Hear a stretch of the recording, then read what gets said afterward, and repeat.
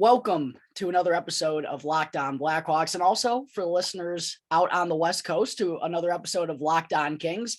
Joining me now for a quick conversation is none other than the new host of Locked On Kings, Eddie Garcia. Eddie, first off, let me say welcome to the Locked On NHL community. We're glad to have you. How have things been going so far? How long have you been doing the show, and how are you doing today, buddy?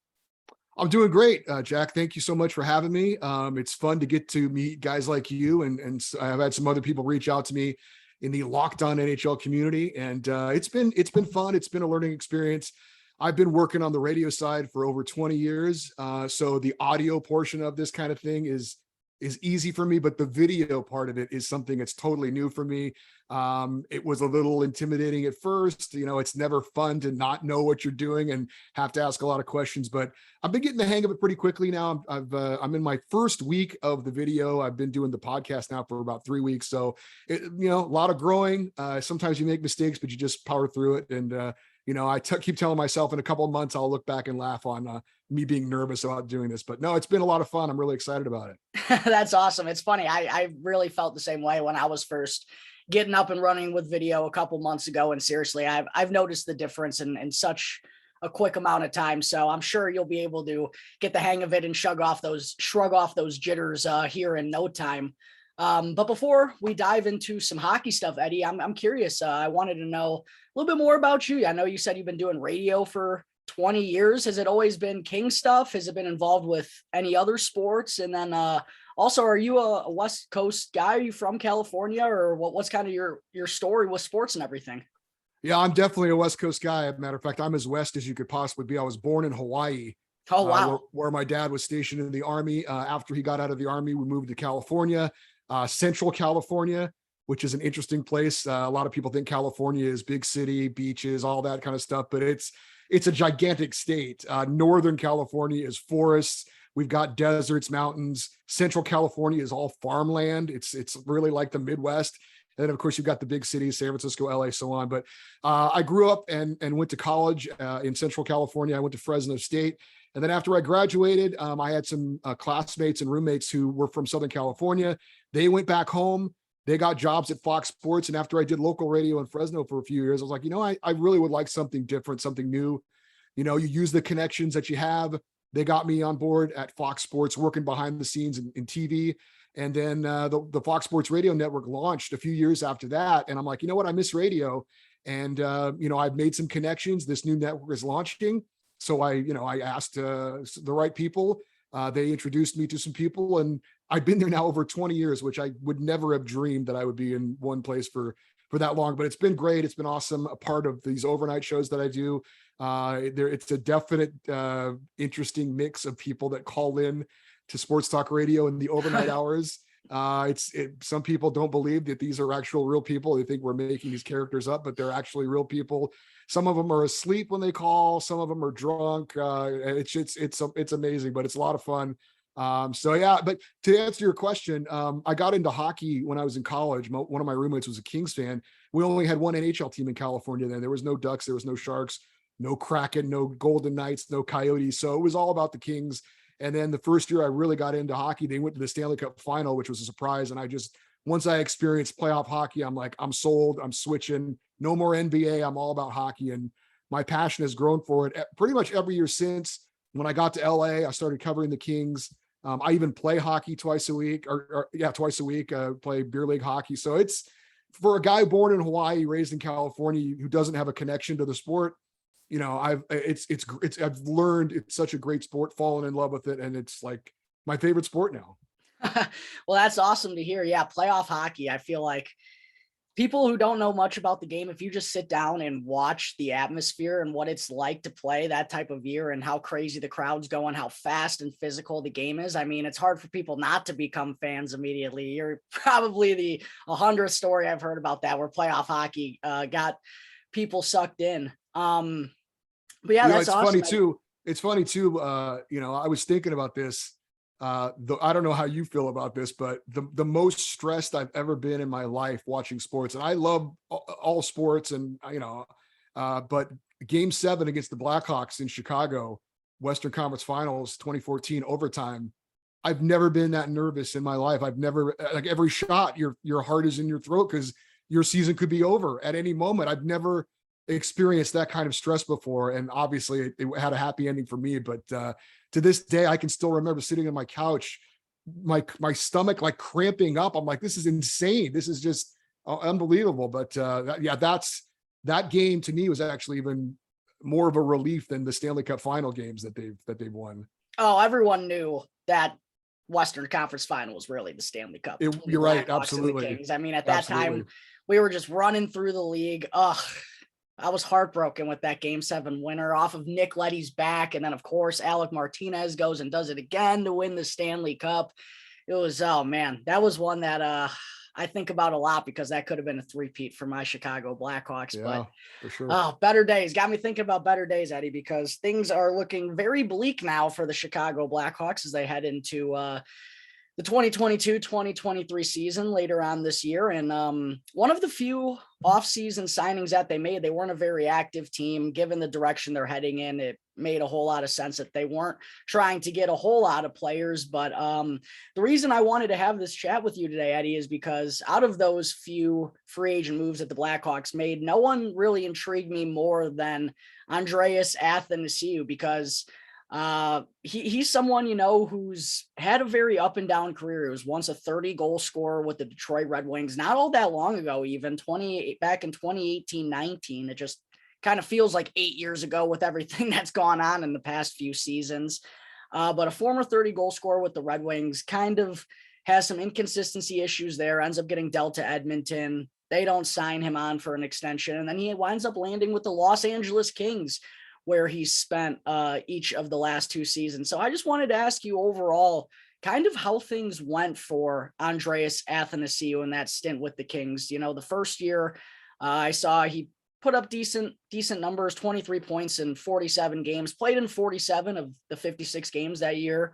That was the COVID shortened season, of course. And then this past year, it was a little tough for him. He only appeared in 28 games worth of action. I know he dealt with some injuries and there was some COVID issues as well, but when he was healthy, he put up some pretty respectable numbers. So I kind of just wanted to get your rundown or breakdown of how it went for Andreas Athanasiou, both on the ice and kind of how he was affected by injuries and stuff as well. Yeah, you know, it's funny when they brought him in, it made a lot of sense because the emphasis with the Kings was we've got to get faster. We've got to get faster. This team is too slow. So as you well know, his greatest asset is his speed. And so it made a lot of sense. And they were hoping because, the Kings by and large teach a very responsible defensive game, right? That's where they are a special team. It's on the defensive side of things. And they're trying to, find some scorers at this point, like a Kevin Fiala, who they brought in the offseason to help things out. So it made sense that they would go for a guy like Andreas Athanasiou. His nickname, by the way, is Grease Lightning. He's, his roots are from Greece, right? Greek. He's a Greek guy. Absolutely. So it's a pretty cool nickname. But yeah, he's got a lot of speed. And I think the Kings were hoping, we'll have his speed and hopefully he can adjust to our more defensive style as well. And he can have maybe 2 or 3 breakaways or, odd man opportunities and just help our offense that way. And it was, as you could probably tell from his stats, there was hit and miss. He would not play a very responsible defensive game. He'd get benched. He'd come back in, he'd score a goal, you'd get excited, and he'd play for a few games. And then it would be like a kind of a rotating thing. And also mixed in, as you said, there were some injuries, there was some COVID issues. So, he's the type of guy, though, he has great speed and he's a finisher. We had Carl Hagelin here a few years back and everyone was like, oh, speed. This guy's got great speed.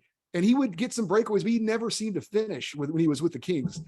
As Athanasiou has a finishing touch. He can put it in the net when he gets his opportunities. But that's just the thing. The defensive side of his game, and I think that's probably been the knock wherever he's been, hasn't been up to par to equal the speed and the excitement. But for a fan, he's a very fun player to watch. And, you talk about Chicago, I got to believe, I'd put him on my second line. I'd let him play 82 games. And I think you could get 25 goals out of him, maybe even 30. And then late in the year, you're like, hey, who wants a 30-goal scorer? And then you get something in return for him. That's my envision for what the Chicago Blackhawks want to do with him. We'll see if that happens. But if you give him the playing time and you just put him in the lineup and you say, we'll live with your warts in return for what you're going to score, he'll put up the numbers, and then maybe you turn him for something at the end of the year. That's my guess of what the Blackhawks want to do with him. But he's fun. He's exciting. He's somebody who gets a couple of great chances, at least every other game, and more often than not, if he gets the ice time, he'll score for you. Yeah, it's going to be. I think there's two sides of this Andreas Athanasiou signing, and one of them I will say is far more likely than the other. Look, the position the Blackhawks are in, if they're trading away a 24-year-old Alex DeBrincat, not re-signing a 25-year-old Dylan Strome, letting Dominic Kubalik walk for free, it's clear their mindset is there's no rush on this rebuilding process, and it's going to take likely 4 to 5, maybe even longer than that, 4 to 5 years or more potentially here. So signing Andreas Athanasiou, who's a week away or something from turning 28 years old, obviously he's not going to fit in that timeline picture, and more than likely he's going to be dealt by the Blackhawks at the trade deadline. It's a pretty fair deal, 1 year, $3 million, not very expensive. It's going to be an expiring deal. So I believe there's going to be some teams that are going to be trying to add a piece, especially given Athanasiou's skill set with the speed and everything at some point in the deadline. That's the more likely path for Andreas Athanasiou as a Blackhawk. That is probably only going to be for 6 or 7 months here. But the reason why he was so intriguing to me is because we've seen this flash. We've seen, like you said, the speed is what everybody talks about with him, and he has the abilities, and sometimes he'll leave you breathless with how fast he can skate. He has the ability to create an odd man rush going the other way. And you also mentioned he's a good shooter. I mean, I was looking at his shooting percentage throughout his career, like a career 12% shooter, put up some really good numbers, always seemed like a little bit more of a goal scorer than a playmaker. But I know it doesn't fit the timeline that the Blackhawks are on right now, but Andreas Athanasiou just feels to me like one of those guys who could find something here given the chance that he'll likely get in Chicago. And I've been drawing up, way too early depth charts for next season. That's what you do in July when we got nothing to do, right? Sure. And Andreas Athanasiou could be playing on the top line with Jonathan Taves and Patrick Kane. Like that actually could be happening. The roster is thin. I mean, like remarkably thin. So he's going to get a really good opportunity. And I feel like, if he does good with that opportunity, that's only going to help his, his stock, and the Blackhawks could get a better return. But there's still a part of me who was like, could Andreas Athanasiou find something here in Chicago and be part of things? I very much doubt it, but It's always interesting to hear, especially with a player like this, who's had such an up and down ride. And, but when the highs are there, I mean, what ability this guy has. And you mentioned that you think he could be a top 6 guy that could potentially pot 20, 25, maybe even 30 goals with the Blackhawks. I wanted to ask you about the role that he played in with the Kings, because probably wasn't getting a top line opportunity there, but I was curious, what kind of players he meshed well, where was he usually in the lineup, who were consistent line mates, and, all that good jazz. Who did he have success with? What kind of players does he play well with as well? Yeah, he never played top 6 minutes when he was here with the Kings, especially last year. The top 2 lines were really set early on and played really well together. So he was a guy that almost always was on the third line. And for the Kings, it probably wasn't a great, fit for him, because there were a lot of the younger guys for the Kings were playing third and fourth line minutes. So he, like playing with a guy like Quentin Byfield, who's really just trying to learn his way into the NHL as, not really a rookie, but basically a rookie last year. And, a highly touted draft pick. And he's just trying to learn in the NHL. He's, it's all a learning experience for him. So if Athanasiou gets to play with Taves and Kane, he'll be in dreamland, because I mean, yeah, absolutely. Because, like I said, he wasn't getting the time here. He was in and out of the lineup. So like I said, I agree with you. I think it would be very surprising if he isn't. And look, it's a win-win for both. Like Chicago would like to get more pieces for the rebuild. If they give him the minutes, he's got the ability to put up some numbers. And then everyone's looking for a 30 goal scorer, and if he plays on your top line, I think he could get close to 30 goals this year. And for him, hey, he gets, a big year, can go somewhere else and get another contract and extend his career a little bit farther. Maybe he gets more than just a 1-year deal. So I really do think it's a win-win for both teams. If he can get the minutes. Now, if you're going to put him on your third line and have him be in and out of the lineup, then it's probably going to be similar to what he had here in Los Angeles. There was one thing really interesting about him, though, and it didn't matter if it was because of health or because he was a healthy scratch. It seemed like every time he got in the lineup, the first game back, he would score a goal. And there was a running joke with the Kings. It was like, let's bench him every other game so he could come back and score a goal the next game. I don't know what that says about him. I guess in some ways it's encouraging because it felt like he was being motivated by being benched, but then again, he kept getting benched, or consistently would find himself a healthy scratch every now and then. But it was almost a running joke. Like I said, every time he got back in the lineup for whatever reason, he almost always would score a goal. Hey, we might have to pass that news on to new Blackhawks head coach Luke Richardson. Hey, if Athanasiou isn't living up to your expectations, just go and scratch him for a game, because it seems like he's able to respond in a pretty strong way. That's definitely interesting to hear. I actually read something about that as well when I was doing some homework on Athanasiou when the Blackhawks first signed him. But yeah, I totally agree with you that I think the Blackhawks are in a good spot here to sign a player like him. Always, still relatively young, like I said, about to turn 28. Every team always wants to get faster, with the way the game is going, just getting faster and faster and faster. And that's another interesting reason why the Blackhawks brought him on too. They've really struggled with speed over the past few years. Again, not that he's probably part of the long-term picture, but at least helps solve things a little bit in the short term as well. But yeah, a good spot for the Blackhawks to be in, to take on that type of deal, 1 year, cheap contract, likely flip him at the deadline, hopefully give him a good opportunity to maximize on that return. But one other thing I wanted to ask you about Athanasiou as well, and you already hinted at this a little bit, but I've heard a lot about his defense and that kind of being one of the biggest knocks on his game. Looking at his analytical numbers, he's always been someone who's been relatively positive in terms of possession, but always ends up on the ice for more goals against than goals for. I'm guessing a lot of that is probably because he's not very responsible in his own end. Yeah, that's fair. And look, he's in the league because of his offense. So in a sense, you understand it, right? He knows that's where he's special. That's what stands him out. It's not, his defensive game is never going to be the thing that's going to keep him in the league. So on the one hand, I get it. And I'm sure it's also old habits die hard. I mean, his whole life in hockey has been about him scoring, and he's always looking to break out. He's always looking to get that step and, score goals. And that's what gets him paid. So I get it on the one hand. I think at this point, he is what he is. I can't imagine him changing at this point, but it's like I said, you can understand it with him because the offensive side of the game keeps him employed. So I don't think it's like he goes out there and just doesn't try to play defense, but I think you are what you are, like I said, he's been that his entire life. He's been a goal scorer. That's what's gotten him his attention. That's what's gotten him his opportunities with different teams. So you'd like him to be a little bit more responsible defensively, but at this point, I think he knows what he is, and he keeps getting opportunities with other teams. So it's hard to imagine him changing at this point.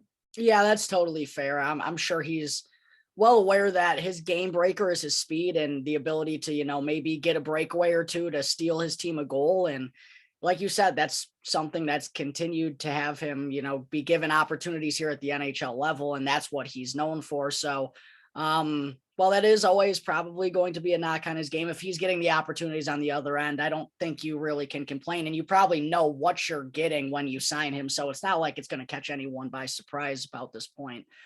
Or not going to catch anyone by surprise at this point, I should say. But yeah, Eddie, thank you so much for all that insight on Andreas Athanasiou. I really appreciate it. I know there's a lot of Blackhawks fans listening to this who will appreciate learning more about one of the few signings that the team made this summer.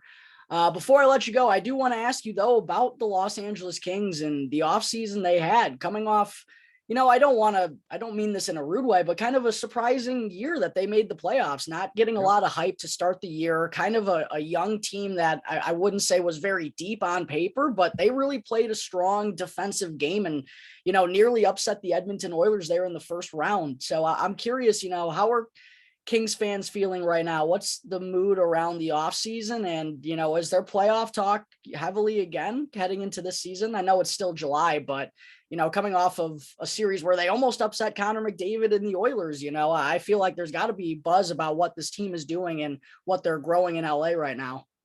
Yeah, there's no question about it. And it's not rude because I didn't think they were going to be a playoff team last season. I think a lot of Kings fans were hoping last year that they would contend for a playoff spot, but probably fall a little bit short. But if they were in the mix, that would be progress. Nobody saw them, finishing top 3 in the Pacific. Of course, nobody saw Vegas face planting the way they did last year either. So it'll be interesting to see. Calgary's kind of come back to the pack a little bit with the big losses they've had. Johnny Gaudreau leaving, which was shocking. Vegas, I think, will return a little bit. They've got salary cap issues. Edmonton, I think, is the class of the division for now. But I think the Kings are right there in the mix for second or third. Their biggest need in the offseason was addressing their top line and getting some scoring punch, and they needed a left winger, and they went out and got Kevin Fiala from Minnesota. So they addressed their biggest need in the offseason. They had a lot of guys that did have career years last year. So that is a concern of whether they can do it again. Adrian Kempe, Philip Deneau, Trevor Moore, all these guys had career years. So can they duplicate that? Hopefully. The Kings, though, they got to get better on the power play. They brought in a new assistant coach from the Islanders to help out, shore up the power play. So hopefully that will address that. But no, there's a lot of optimism, I think, in LA right now. There's a ton of prospects for the Kings that are all now getting ready for their opportunity.